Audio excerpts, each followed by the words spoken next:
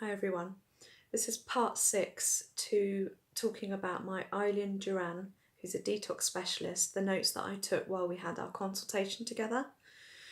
And the last film that I just made was quite a lot about amalgam fillings and heavy metal toxicity in the body and how that can affect your system.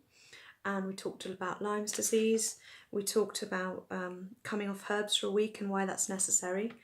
And now we're going to be moving on to new topics. But before I do that, I just want to say that, it's to support me with my channel and what I'm doing here with helping hopefully you guys get more knowledge to do with natural healing techniques, is to press the subscribe button and the notifications if you want to know when I've got a new one out.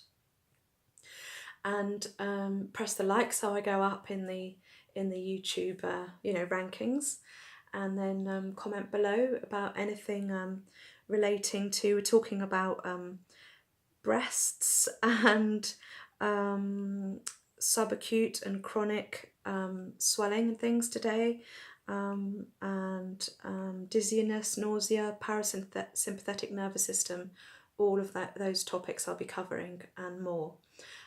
So if you have issues like this and you want to question me and what's going on, then please write comments and I'll respond back.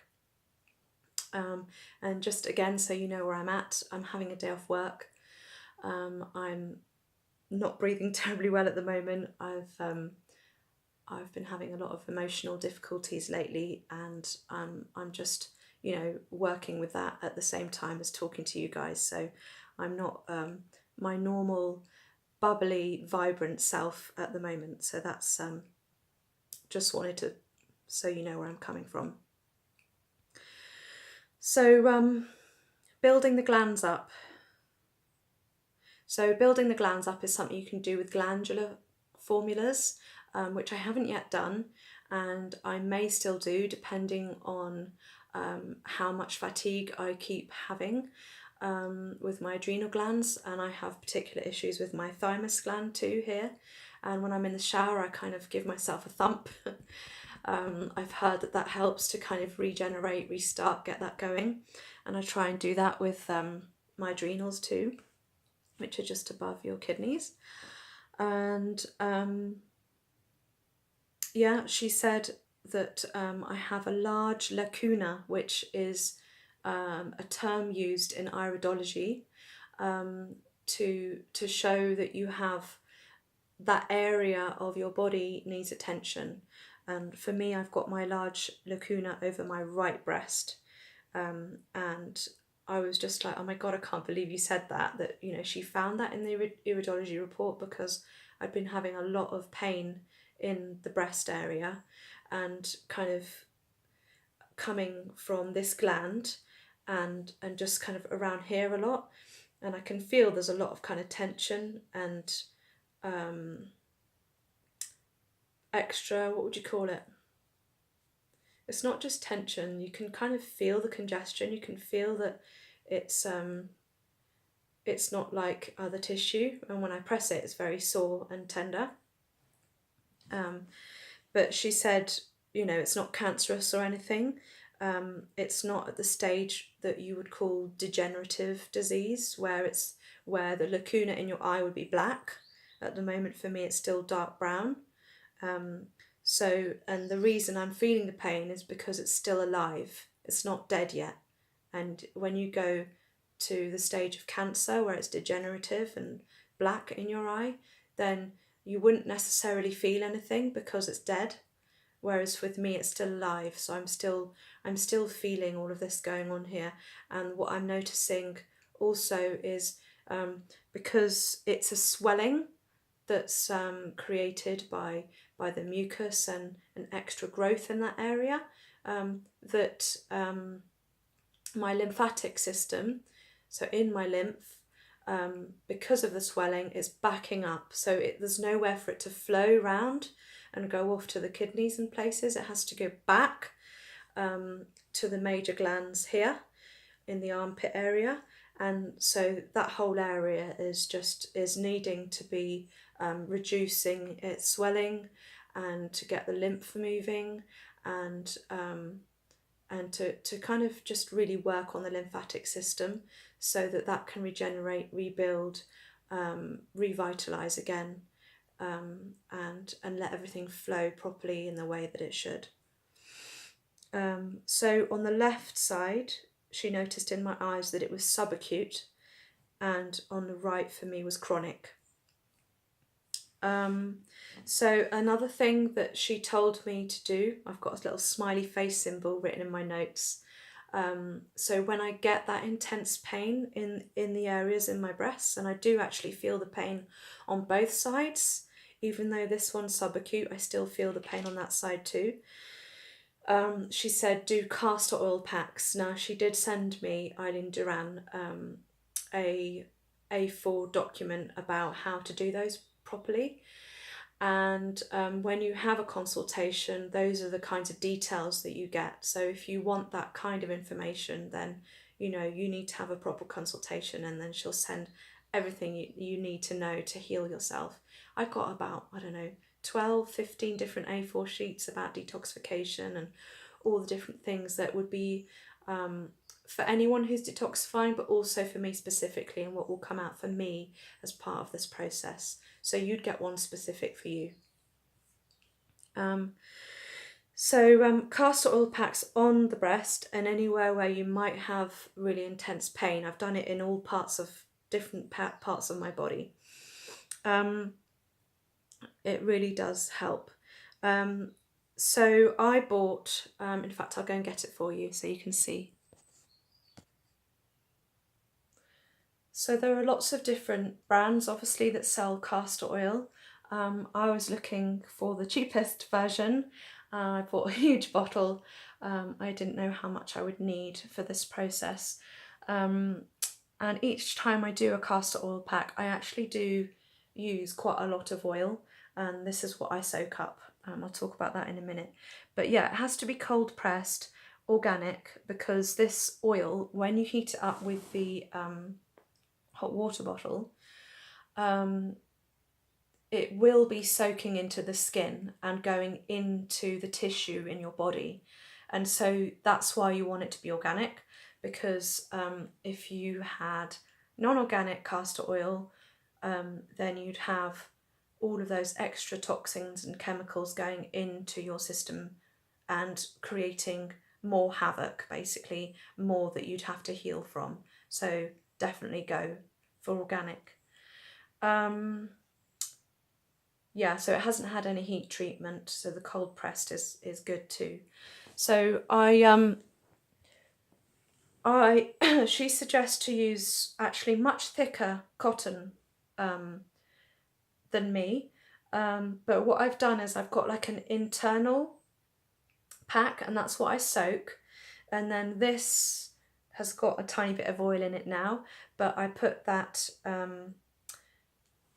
the other way up on my body. So you've got the oil side towards your body, and that is that way round, and then I put the hot water bottle on top of that. So it basically is preventing the hot water bottle from getting loads of oil all over it and my clothes or whatever else I have on. So that's why I've got this extra covering over the top of the really oily amount, the really oily part. So yeah, she did suggest that you can do those packs for like a whole day and like keep going with a hot water bottle, or like you can do an hour, for example. If you can't do a whole day, it's not very convenient if you have to do certain things in your life, but if you're like really going for it with the detoxing and the healing, or you're in a lot of pain and you have that time just to be lying down and be still for a whole day, then go for it, and that would be the best thing for you. But I'm trying to work at the same time as detoxifying and carrying on doing other things in my life, so I've just been doing like an hour here and an hour there whenever I can. Hang on a minute. So she said that in time, as you keep doing this, as you detox with the fruit, as you take the herbs, the castor oil packs and everything, your swelling will go down. and then the pain will obviously subside in time. So it really does work, and it's just something you have to stick with. Okay, so moving on. Other things that I'm healing are issues that I have in my ovaries, my parathyroid gland, my bronchioles, which for me are genetic, but I can really feel it. I do have pain often when I breathe in deeply, and the struggles with breathing, you know, that has actually come out as a physical thing in me. It's not just like a genetic thing that maybe I don't notice, if you see what I mean. Kidneys, I've got nerve rings going through the lungs, and I think I talked about that in the last part 5 film, and now I'm going to talk more about the nervous system and the parasympathetic nervous system, and how for me that I can notice in the symptoms as dizziness and nausea.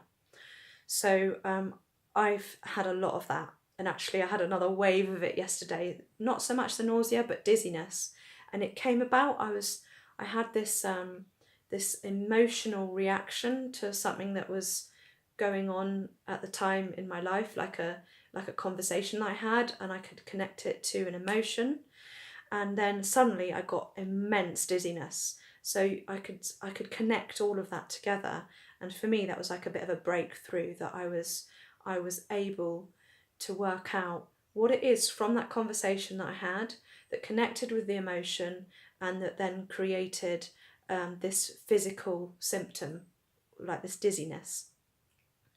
So I laid down, I thought about what it was in that conversation that might have triggered an emotion, and I kind of worked through it, and I worked through it, and I worked through it. I cried a bit and breathed deeply and just kind of let it go. And I would say that at the moment that's happening really frequently.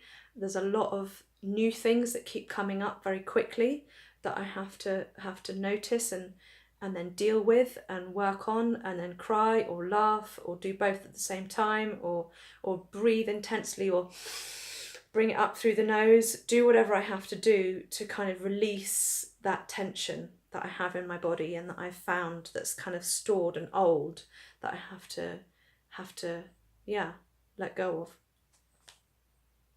So that's a good thing, that's a breakthrough. It's just that I have to have days off like today to keep working on what those things are that keep coming up, and keep releasing, keep letting go. It really is just part of this detox process. And before I move on to a different topic, I wanted to say that at the moment for me, something that I think is really related to this detox process is food. And so I'm doing a lot of citrus food, so oranges, grapefruits, lemons, limes specifically for me. That's what I can easily buy, and I found that I've got this intense feeling of frustration when I can't eat a normal food. So for example, a normal food for me might be something cooked, or what else?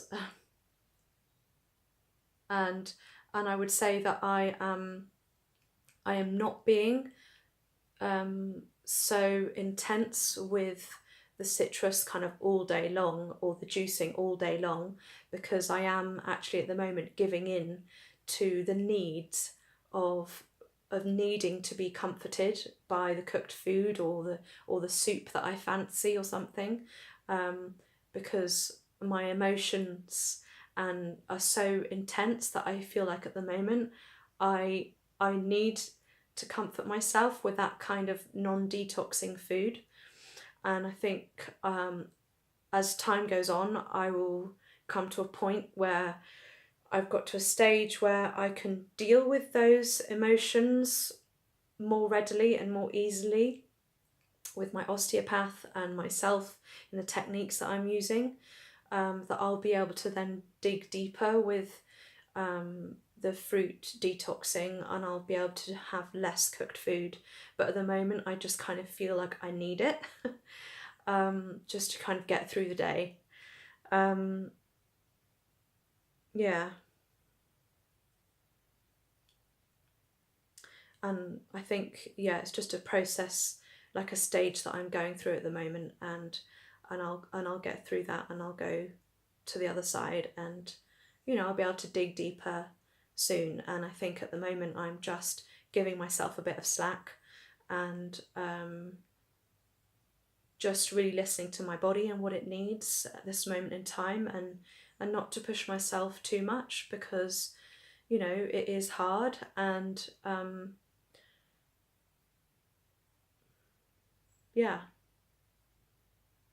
not to go so à fond with it, not to go so crazy with it that it's too intense and I can't cope with the influx of it all, because that's what I wanted to say. So that frustration of not being able to eat how I used to eat with cooked food and things, is bringing out those emotional things even more quickly and more intensely and faster. So I need to kind of weigh up like the pros and cons, and what can I deal with and what can I not deal with, and what's right for me to do right now in this moment in time. What shall I put in my mouth? What shall I eat?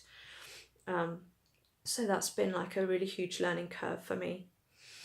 So at the moment, I still start my day every day with a whole pint of citrus juice, and then I will do that again, whether that's eating an orange in slices, or doing another juice later on, or actually eating a whole grapefruit.